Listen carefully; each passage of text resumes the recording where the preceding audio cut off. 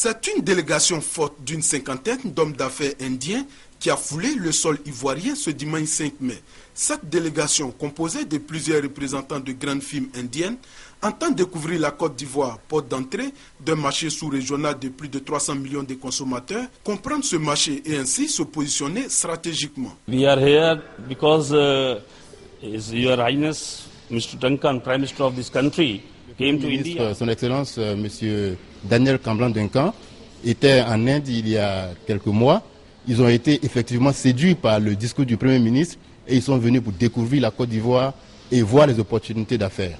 Ils sont intéressés par beaucoup de secteurs tels que l'agriculture, la riziculture, les TIC, les infrastructures économiques, le secteur informatique et beaucoup d'autres secteurs.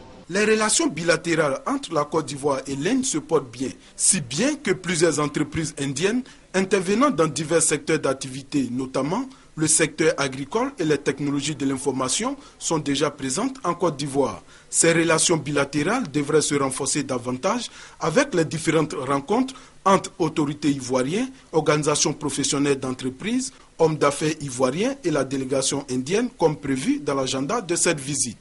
La diversité et le dynamisme des PME-PMI indiennes constituent pour les opérateurs économiques ivoiriens des exemples à suivre pour la relance économique de la Côte d'Ivoire, elle qui aspire à devenir un pays émergent à l'horizon 2020 avec un taux de croissance économique moyen de 10% à partir de 2014. Il y a 22 secteurs, disons, qui sont concernés par ces sociétés qui arrivent et je veux dire, il y a de quoi pouvoir trouver, des partenariats assez intéressants pour les hommes d'affaires ivoiriens.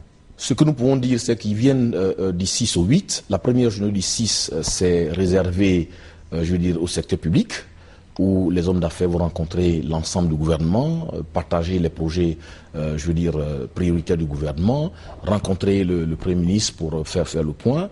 Et la deuxième journée, qui est la journée du 7, est la journée réservée au secteur privé.